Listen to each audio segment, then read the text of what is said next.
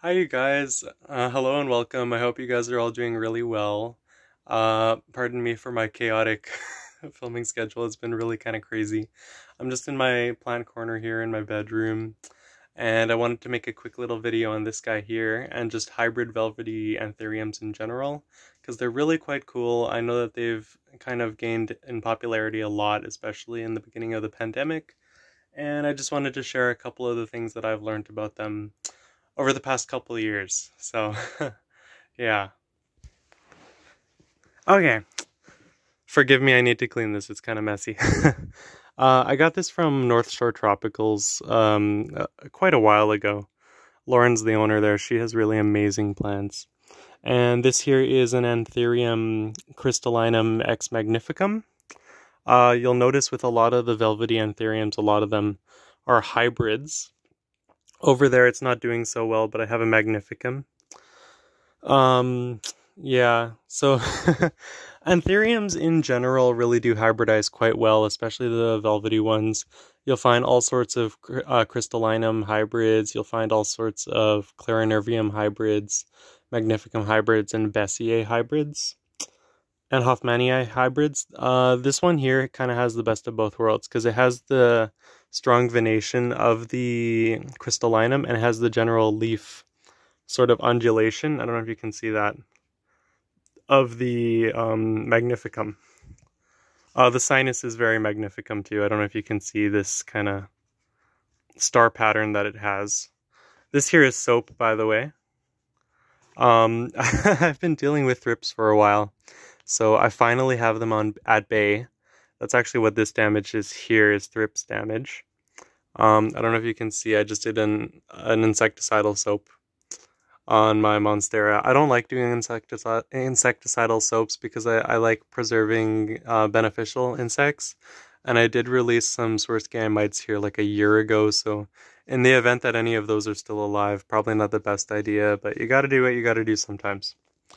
So, velvety anthuriums. I don't know if a lot of people know this, if you haven't grown one, but they have this really beautiful sheen to them. It's like almost otherworldly. They're so velvety, plush, kind of fuzzy, really impressive leaves. These guys are absolute water guzzlers. They definitely don't like being overly saturated, so they like a good airy medium. I have mine in a mixture of perlite and sphagnum moss, but they definitely do like frequent water, and they like frequent fertilizer too.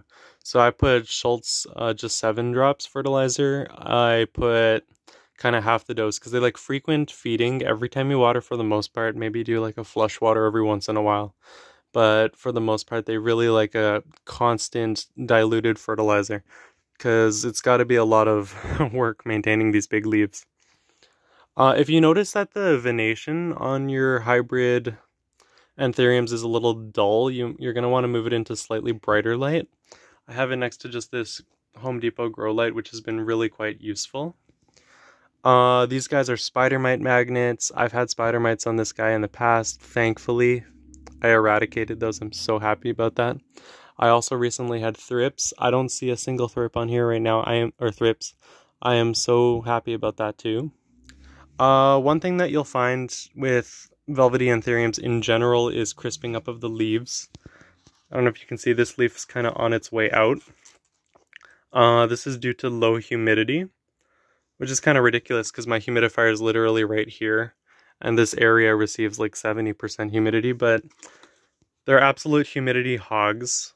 If you notice the back petiole junction, that's where you're going to get a lot of pest pressure, kind of right around here. You'll know you're doing a good job if you see your leaves getting bigger. I don't know if you can see the leaf size difference. If they're 10-20% bigger, you know you're doing a good job and your plant is really happy. You want to have them in diffused light. I have mine in a bit of a higher light kind of situation just because of lack of space here in the house. But you're going to want to keep these ideally away from a window. North facing window here up north, and then if you're down in like Australia and New Zealand, a south facing window. What else should I say about these guys? They'll let you know when they need water. They tend to droop down. This guy needs a little bit of water too. I tried growing one of these in leca. I didn't like growing it in leca because it got dry too quickly, and then I found out that it just kind of stressed out the plant. So, to each their own. The inflorescence on these guys, so they're in their Araceae family, so it's going to be like a spadix with like a sheath, a spathe. They have these really beautiful kind of crimson colored berries that emerge on the inflorescence. The inflorescence of this hybrid's pretty long, it's a few inches. Those berries take forever to germinate, so if you try to germinate them, you're going to be waiting a few months, but they tend to be quite fertile. These are so beautiful, you guys. They do size up really quickly under the right conditions. I think a lot of people underestimate how cool Anthuriums like it. From what I've seen, Anthuriums are totally fine with just normal room temperature conditions. A lot of Anthuriums are native to Ecuador. A lot of Anthuriums are also native to Central America, where it's high humidity, but they do exist at higher elevation, which means that it does get a little bit cooler at night. If you get a little bit of scarring, these leaves grow so fast that sometimes they'll even stretch, which is really quite cool. Yeah, I think there's going to be a lot more really interesting Anthurium hybrids on the market. If your entire leaf is going this color, this kind of almost orangey yellow, typically that means that the plant will just retire the leaf. It'll all turn that color quite quickly. You don't want to prune it back right away. Because the plant is still using the energy from its old leaf. It took a lot of effort to grow that big leaf, and for that reason it needs to conserve the energy that is spent on the old leaf, so it'll recycle it into the crown. As far as pest prevention goes, here I have some Copert Swirsky and Ultimate packets. You don't need to do this if you don't want to. But if you do have problems with pests and you want preventative pest control, predatory mites are a good idea. These are old packages. They've been here for like a couple of years, and I tend to keep them just in case there's any more reproductivity happening inside them. But I haven't seen anything moving, so I'm probably going to get rid of them. If you're wondering why I put tape on top of the soil, that's because I want to keep that environment quite wet. And I find that the soil respirates a little bit less if it's covered for the most part. I just dip my finger right there, right by the crown, and feel the pot if the pot's light, and that's kind of when I tend to water. I have a little cash pot in the bottom. These guys are a little bit sensitive to chlorine as well as fluorine, so I recommend watering them with distilled water. It's not absolutely necessary. But you're going to get kind of browning on the tips, maybe a couple yellow patches here and there. If you do decide to water with regular municipal tap water, obviously that's quite dependent on the kind of water that you get where you currently live. But these guys can size up quite a bit. This guy is 3 times the size of my hand. I don't know if you can see that. I hope the camera is picking that up well. One thing that's interesting is some species of Anthurium have square petioles. This one here is kind of an oval petiole. I got that from the Magnificum. But yeah, that's the interesting thing about these hybrids is you really never know kind of what expression you're going to get from either of the mother plants. This is what I'm talking about on the sides with lack of humidity. I don't know if you can see that sheen. This is totally normal for hybrid velvety Anthuriums, by the way.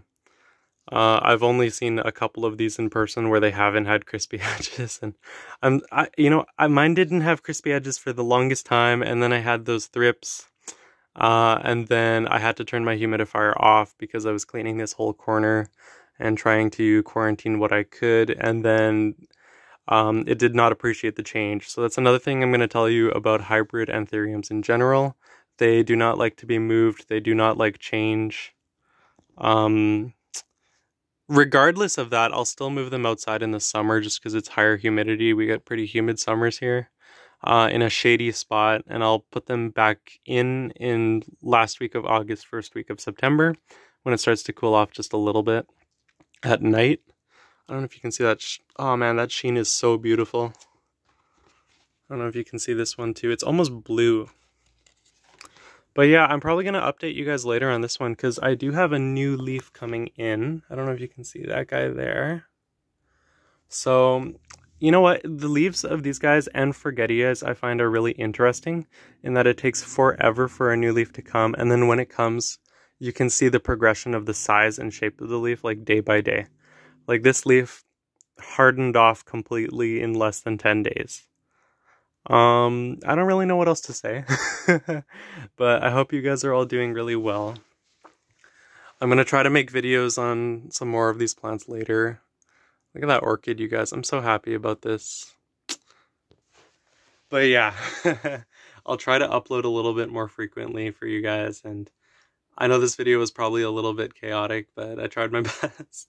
I'm not used to being in front of the camera really all that much, so I hope this was coherent. So to recap, bright light, not too bright light, not direct light, far away from a window. Any sort of north-facing window if you're up here in Canada or the US or Europe, where it gets bright diffused light but no direct sunlight is perfect. They like to stay pretty moist. They don't like drying out between waterings. These guys like very high humidity. I'm struggling with some of my Anthuriums in like 70, 75, sometimes 80% humidity. As much humidity as possible. Maybe even put a pebble tray underneath. You can cover the media that you're growing them in with a little bit of tape to create like a microclimate in there. If you really want to coax and induce blooming, the blooming in these guys is a generative response, which means that it's a response to stress. So sometimes water stress and sometimes temperature stress, letting it get a little cooler at night will initiate blooming. For most Anthurium, especially these hybrid Anthuriums, you're going to want to wait till they reach maturity before you get any berries or viable inflorescence. You can freeze the male pollen and then you can use it later, which is really cool if you want to do your own hand pollinating and you don't have any female inflorescences. Yeah, that's kind of all I got to say right now. Really interesting hybrids. Totally recommend Anthurium crystallinum ex magnificum.